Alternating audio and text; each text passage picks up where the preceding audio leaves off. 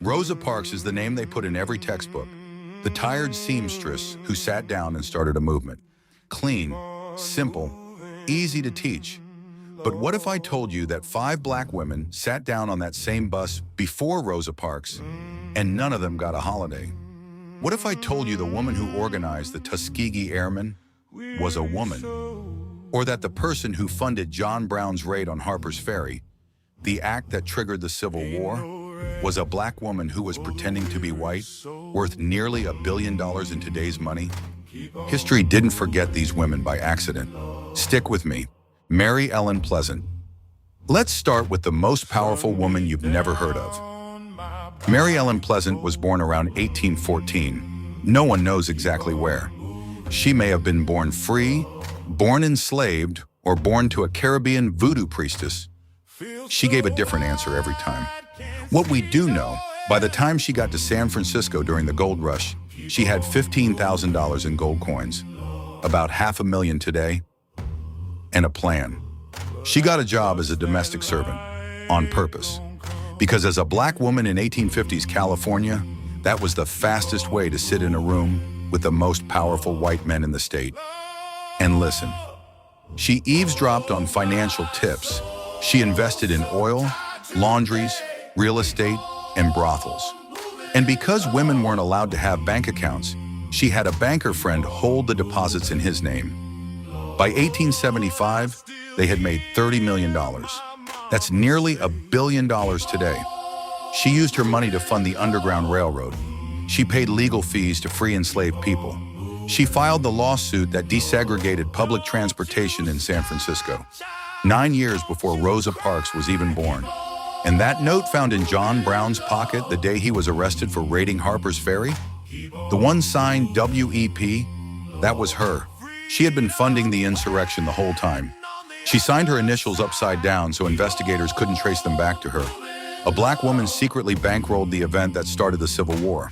Claudette Colvin, Aurelia Browder, Susie McDonald, and Mary Louise Smith.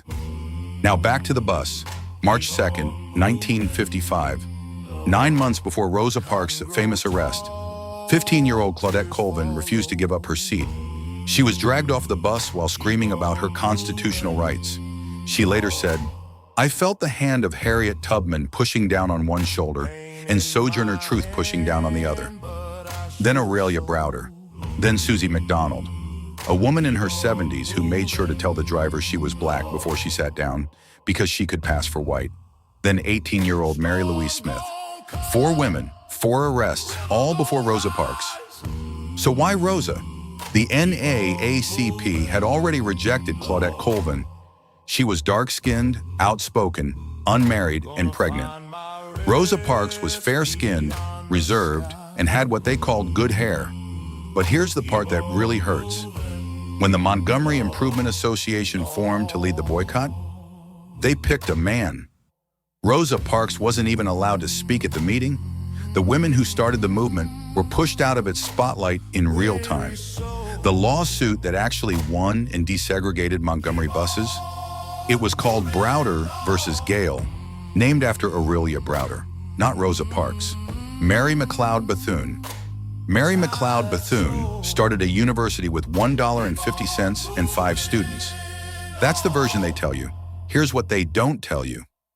In the late 1930s, Bethune was advising President Franklin Roosevelt through what was called the Black Cabinet, an unofficial group of black scholars and leaders who met in her apartment to shape policy, off the record. The U.S. military had never had a black pilot. Army generals said letting black men fly planes would create, and I'm quoting, an impossible social situation. Bethune didn't argue. She didn't protest. She quietly got a provision tucked into a military spending bill, Public Law 18, that funded civilian pilot training at historically black colleges. Technically not the military, so it couldn't be blocked. Then she arranged for Eleanor Roosevelt to visit Tuskegee, where Eleanor took a 40-minute flight with a black pilot named Chief Anderson. Eleanor came back and said, "Well, you can fly all right." Then Bethune arranged a loan, through that same visit, to build the training field. She lobbied for the black construction workers who built it. She pushed the executive order that meant black-owned firms could win the contract. The Tuskegee Airmen didn't happen despite the military's racism. They happened because Mary McLeod Bethune outmaneuvered it, piece by piece, years in advance, without anyone realizing she was playing chess the whole time. Ella Baker. If one woman deserves to be mentioned in the same breath as Martin Luther King Jr., it's Ella Baker. She was already fighting for the Scottsboro Boys before MLK could describe his dreams. She became the first female president of the New York NAACP chapter. She helped found the SCLC, the organization King is famous for leading, and King blocked her from public leadership roles because she was a woman, so she walked. And in 1960, she heard about student sit-ins popping up across North Carolina. She organized a conference at Shaw University, convinced King to co-sign the invite, used the SCLC's own money to fund it, then stood up at the conference and told the students to ignore everything King had just said. She told them, "Don't build a movement around one charismatic leader. Build something democratic, leaderless, radical." That conference became the Student Nonviolent Coordinating Committee, SNCC, the organization that trained John Lewis, that organized freedom rides, that registered millions of black voters. Oh, and one of Ella Baker's early NAACP workshops in the 1940s, one of her youngest participants was inspired to take action.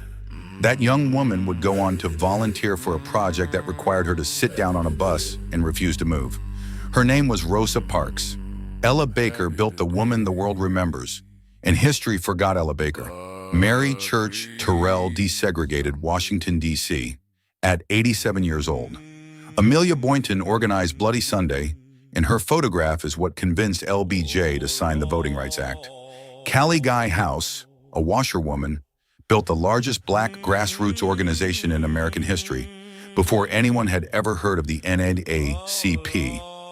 These women were doubly shut out, by race and by gender, and they still changed the country. The civil rights movement wasn't started by a bus in 1955. It was built by women over 400 years who kept getting pushed out of the story they were writing. Now you know their names. Share this video, because if the algorithm buries the truth, we have to carry it ourselves. I'll see you in the next one.